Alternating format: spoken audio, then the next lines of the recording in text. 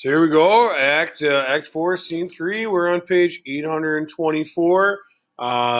Juliet has, talked to her parents about apologizing, and now she's asked the nurse to come with her to prepare for her wedding day. Now, just a couple things to remind yourself of.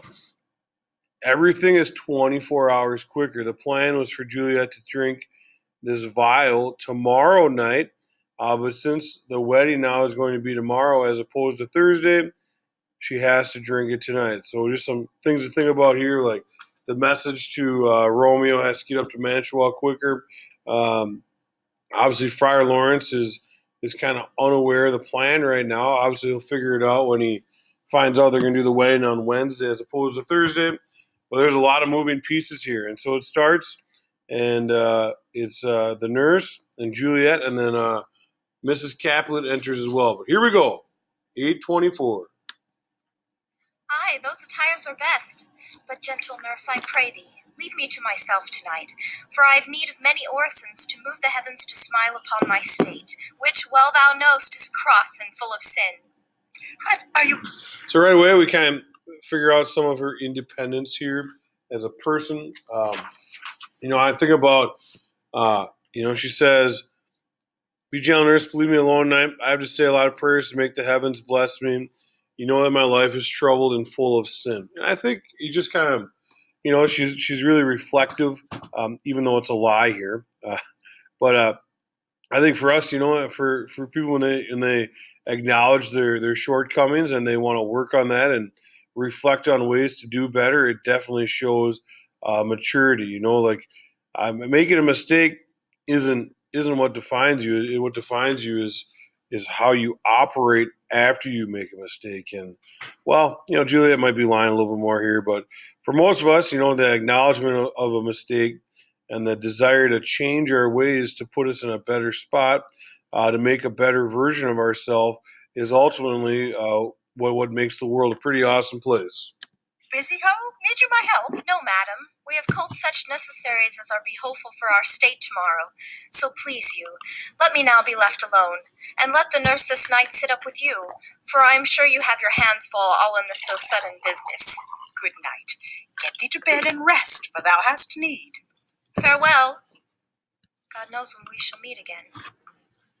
I have a faint cold fear thrills through my veins that almost freezes up the heat of life. I'll call them back again to comfort me. Nurse! What should she do here? My dismal scene I needs must act alone. Come, vial. What if this mixture do not work at all? Shall I be married then tomorrow morning? No. This shall forbid it. Lie thou there.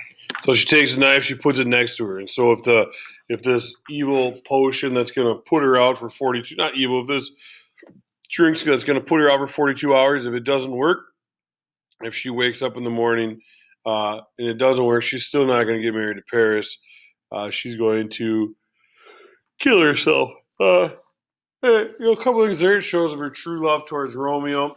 Also, kind of saddens me that we're talking about suicide here. There's definitely some irrational thoughts and some quick decisions that haven't been processed. And just like when Mr. Young and Mrs. Dornfeld and were in here a few weeks ago, it's a good thing to remind yourself of, to seek out and ask for assistance when need be.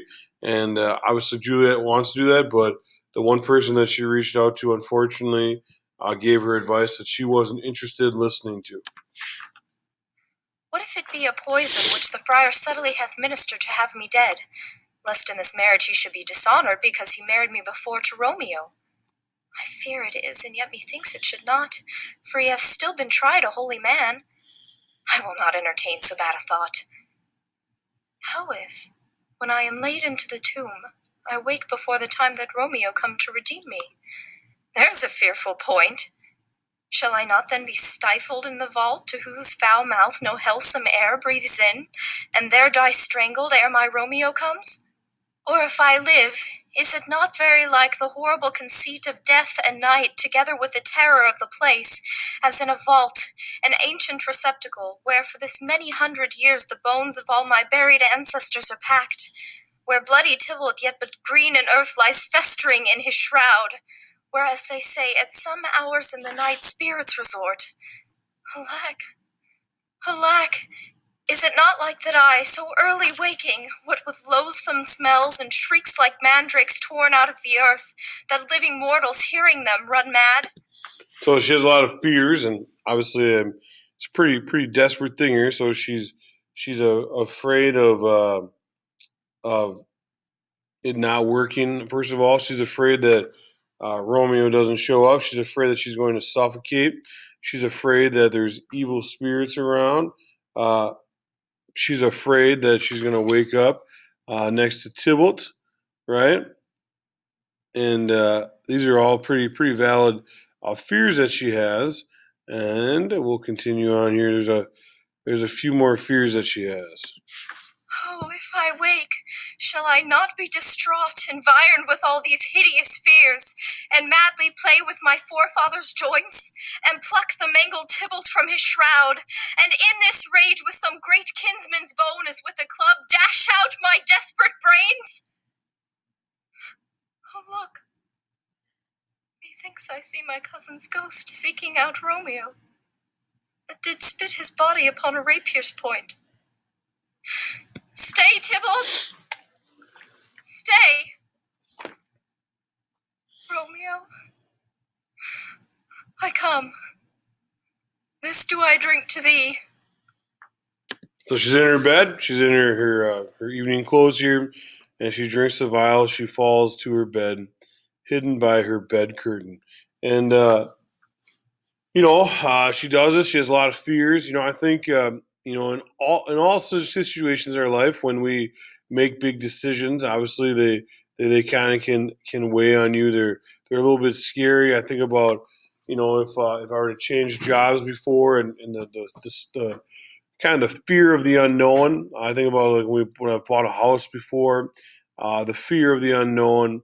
Having a kid, the fear of the unknown, and ultimately you just have to kind of put trust in someone or something to make it through. And here she's put trust in Friar Lawrence. She's put trust that her husband is still with her, and she does this so that she can be happy with him because her number one goal is that she's committed to her husband, which is pretty romantic, pretty intense way to make it work here, but definitely a beautiful way to show her love for him is to show that she's willing to die for him. Obviously, killing herself is a different story, but in this situation, willing to die to rise again and be with him in Mantua is what I'm trying to get to. So there you have it, Act 4, Scene 3.